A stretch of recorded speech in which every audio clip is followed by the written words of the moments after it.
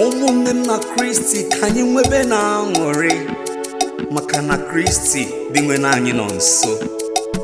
Biya dị nwenu, biya dị nwenu, ma zọpụta anyị, zọpụta anyị. Biya dị nwenu, biya dị nwenu, ma zọpụta anyị, zọpụta anyị.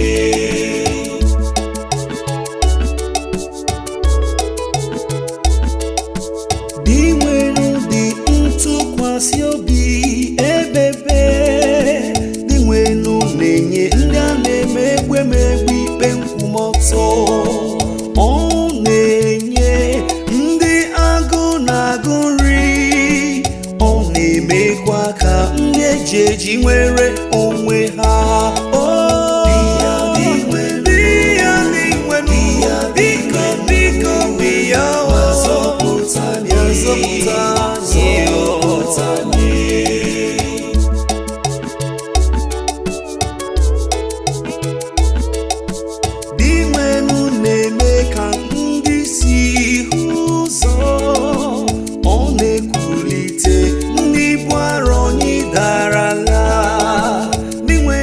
Echekwaba ndị ọbịa, ọ na-echekwaba ndị ajadu na ndị enweghị nne na nna.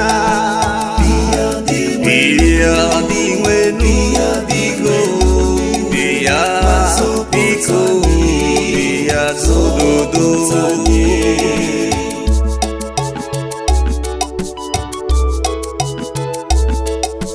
Dị nwenu hụrụ ezi omume n'anya, na-emebi atụmatụ ndị obi ọjọọ. Dị nwenu ngachi eze ebebe, Chineke nke Zayọn, site na ndụdụ ka ndụ ruo na ndụdụ ka ndụ.